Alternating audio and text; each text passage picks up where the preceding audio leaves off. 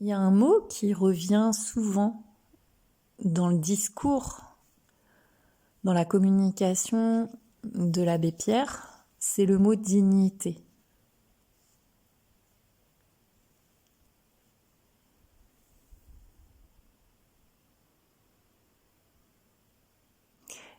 Les compagnons qui rejoignent la communauté, le mouvement amoureux d'Emmaüs, il n'y a pas de notion d'assistanat en fait.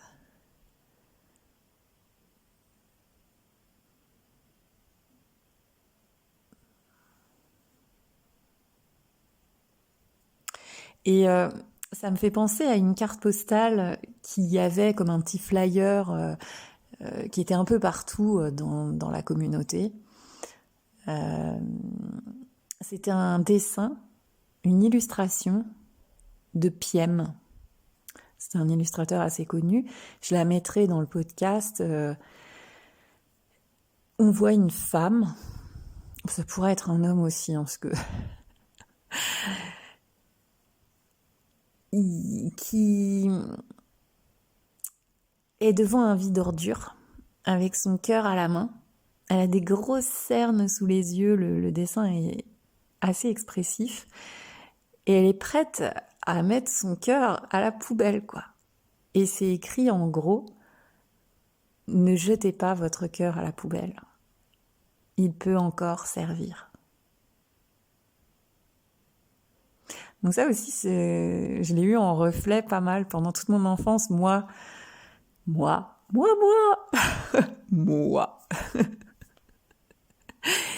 qui voulait jeter mon cœur à la poubelle. Bah, à chaque fois, je voyais cette image. C'était marqué, bah non, ça peut encore servir, chouchou.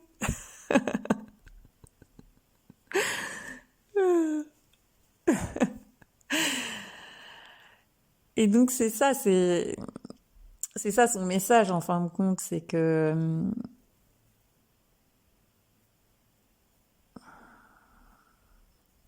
même dans des moments de grand doute, de grande confusion, de grand désespoir, un peu comme les pèlerins d'Emmaüs dont je vous parlais dans le premier podcast, cette étincelle est toujours là, cette étincelle du cœur.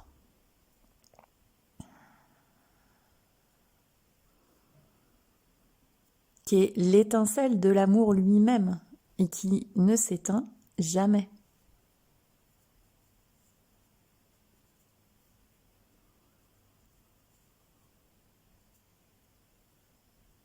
Et qui, c'est ce que disait aussi l'abbé Pierre, c'est que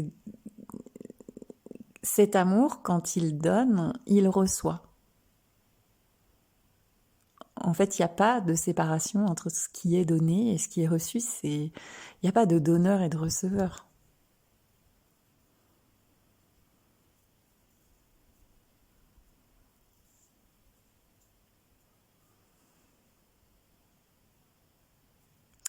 Et concrètement, dans la communauté, dans le fonctionnement, il y a plein d'ateliers. C'est ça que j'ai envie d'évoquer là, c'est que c'est vraiment, c'est vraiment une aventure. C'est comme une caverne d'Ali Baba en fait. D'ailleurs, il y a un mot qui revient souvent pour les communautés, c'est le mot bric-à-brac. Et moi, j'adore ce mot. Enfin, j'aime bien tous ces petits mots là. Bric-à-brac. Et il y a des ateliers de menuiserie. Les objets qui sont donnés, ça peut être des livres, ça peut être des vêtements, ça peut être des bijoux, ça peut être des meubles. C'est des trucs que tu vois nulle part ailleurs. Donc nous, quand on était petits, mais c'est le cabinet de curiosité à gogo, quoi. L'abondance, mais la surabondance, quoi. T'as des jouets, mais des jouets qui dataient des siècles de je sais pas quand, tu vois. La préhistoire, par exemple.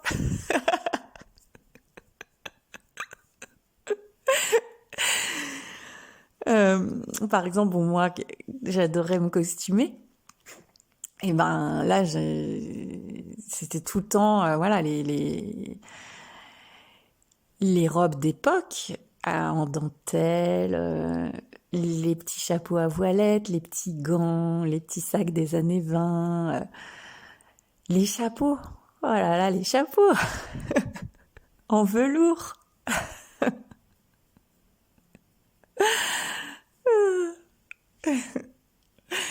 Et les livres, pareil, comme je dévorais les livres, je pouvais en emprunter, des fois quand j'y allais, j'en empruntais 10, 15, 20. Et puis je les lisais tous, puis je les rapportais, puis après j'en rapportais encore un gros tas. Et c'était des livres collector aussi, quoi. Avec des illustrations d'époque. Et voilà, ce que je disais sur les compagnons, c'est que il y en avait qui étaient plus dans le tri, d'autres plus dans un pôle réparation. Ça pouvait être réparation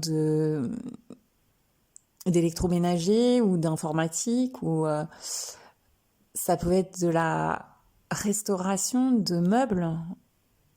C'est-à-dire que chacun avait sa compétence, a sa compétence. Et donc chacun offre sa compétence à la communauté.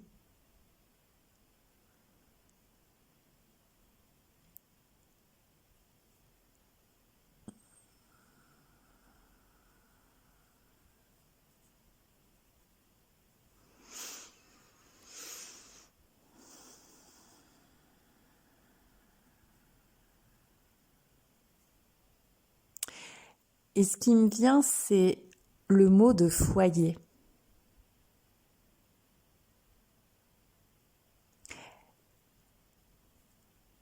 Dans une maison, le foyer, c'est le feu, c'est l'âtre de la maison. Et nous sommes le foyer. Donc Emmaüs, c'est le reflet de ce foyer que nous sommes, dans la matière.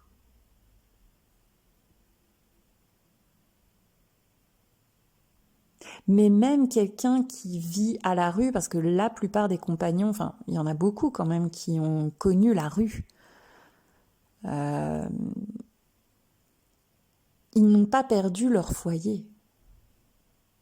Jamais, parce qu'on ne peut pas le perdre, ni le trouver.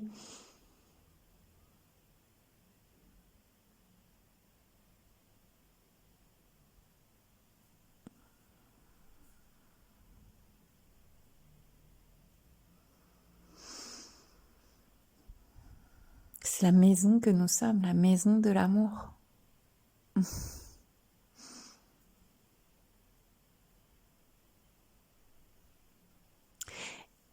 Et toute, on pourrait dire, l'économie d'Emmaüs repose sur le don.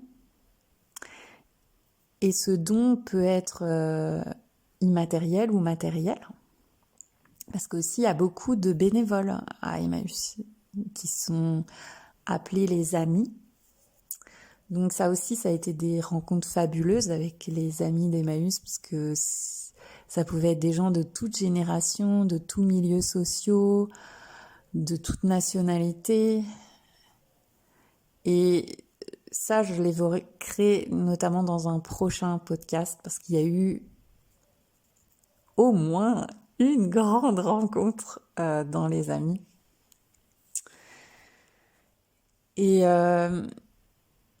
je voudrais revenir sur le don, sur il y a beaucoup de personnes dans ma famille qui sont dans le social. Mes frères sont dans le social, ma mère, elle a été très dévouée aussi, tout comme mon père. Donc,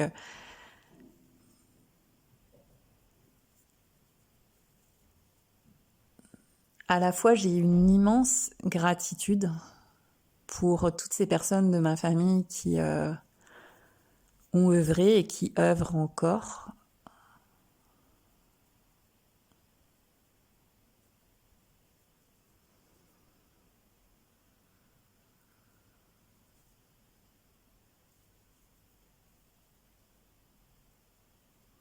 Et à la fois, parfois, ici, ça a été perçu. Enfin, il y avait comme une forme de.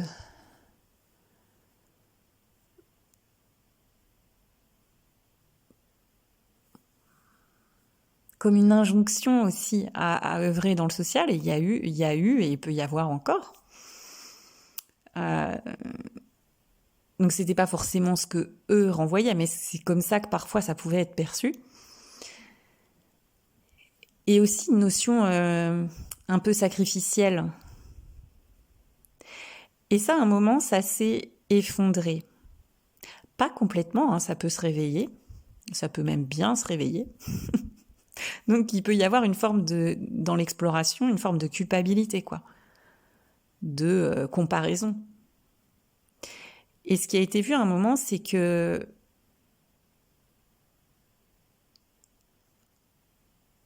la simple présence authentique, nue, est aussi un don. Est une énergie, une vibration amoureuse qui n'est pas forcément palpable, pas forcément visible ni manifeste. Mais elle n'est pas moins rayonnante. Et d'ailleurs, enfin, l'un n'empêche pas l'autre, et l'abbé Pierre a insisté aussi là-dessus dans son message. Lui, ça passait par des choses visibles et des actions et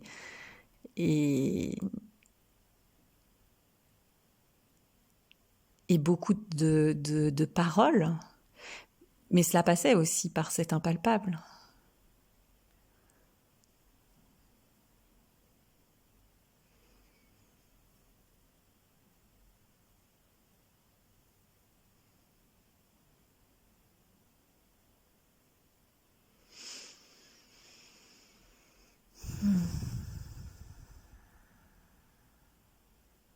Donc un grand merci à chacun d'entre nous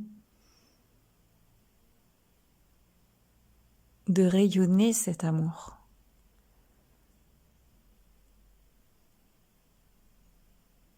Chacun avec ses couleurs.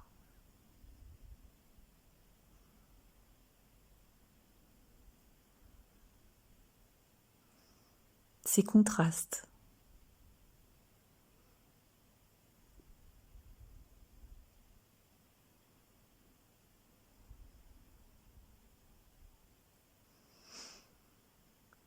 Toutes ses facettes.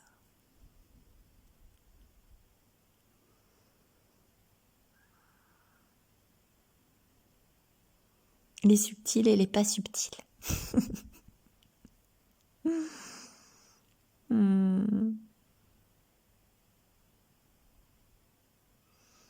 Et merci à l'abbé.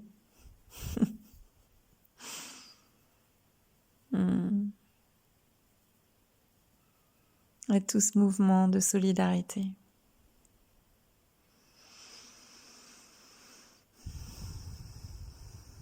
Alegría, aleluya.